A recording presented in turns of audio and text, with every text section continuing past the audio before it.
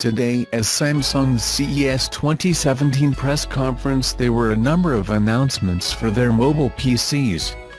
At a high level, this includes the Notebook 9 refresh, a new Odyssey gaming laptop, and Chromebook Plus and Pro. Starting with the Notebook 9, while this laptop already has existed in name, this represents an update to the latest Intel Kaby Lake processors and features like the thin bezel and fast charge carried forward as seen in the spec sheet below. The laptop remains under 1.8 pounds in the 13 inches guys due to the use of a magnesium chassis which makes this laptop feel impossibly light.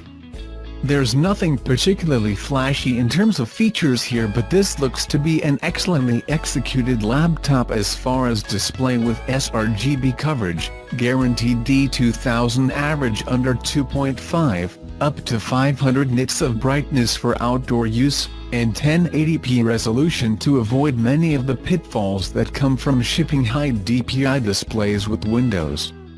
Both sizes ship with a fingerprint scanner that scans the full finger from FPC.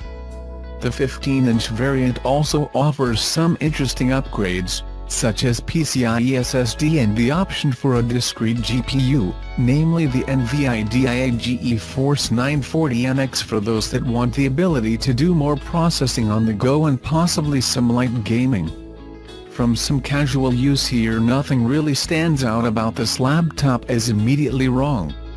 Good design is about taking away unnecessary things, and my first impression here is that Samsung has pulled it off. However, the trackpad is a standard diving board style clickpad, so if you try to press down on the top side of the trackpad it won't click as you might expect. In order to make these laptops incredibly light, there is also very little modularity as we've come to expect from Ultrabooks. I also noticed that the chassis has quite a bit of flex to it. Pressing down at the top of the trackpad with the force normally used to press a trackpad resulted in the top of the laptop visibly bowing inwards, and with two fingers it was fairly easy to flex the display back and forth if you maximized leverage by applying it at the edges furthest from the hinge. I suspect it will take a full review to really judge whether Samsung has gone a bridge too far here in pursuit of cutting weight.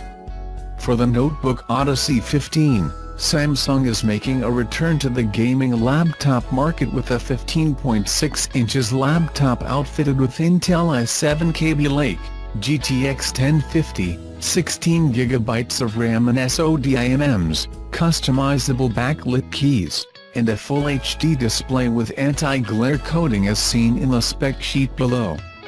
The emphasis on this laptop is easy repair and upgrade, so there's room for a 2.5 inches hard drive, SSD, SODIMMs, and plenty of ports. The laptop is fairly portly as well to allow for the cooling system, which draws air from the bottom of the laptop and exhausts it from the hinge similar to the Razer Blade. This laptop ends up being quite large and portly though, which is a bit unfortunate as it seems to me that a lot of the growth in the gaming laptop market is the rise of all-in-one gaming laptops that can not only be a great laptop but a good gaming system like the Razer Blade. The rather ostentatious gamer aesthetics contribute to the feeling that this is designed to compete with Clavo Sega desktop replacements, which is arguably a fairly saturated market.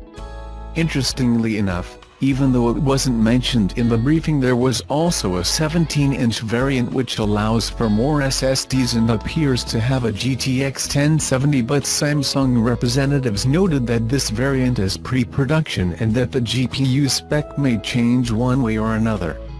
It also appears to have a mechanical keyboard with RGB lighting for each key, which is pretty neat as an upgrade from the Notebook Odyssey 15. Finally, Samsung is announcing the Chromebook Plus and Pro. Both are 2-inch-1 Chromebooks which feature a 360-degree hinge that makes it possible to fold the display similar to the Lenovo Yoga series. The Plus uses an ARM SoC while the Pro has an Intel processor as seen in the spec sheet below. Both ship with a Wacom EMR stylus which allows for pressure sensitivity. and Chrome OS has a number of interesting tweaks in order to enable the use of the devices both a tablet and laptop like Android applications and automatic resizing to make things touch-friendly when the device enters tablet mode. Interestingly enough, Google is leveraging their machine learning in order to reduce the latency of the input by predicting what the user intends to write.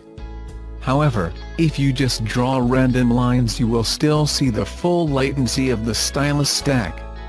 Google is also leveraging their machine learning capabilities to allow for highly accurate automatic OCR and Google Keep, which can automatically convert handwriting to formatted text and make it easily searchable. For some reason neither has an ambient light sensor, so there's no automatic brightness setting, but there is an accelerometer and gyroscope for games and screen rotation. All of these products are planned to reach consumers Q1 2017.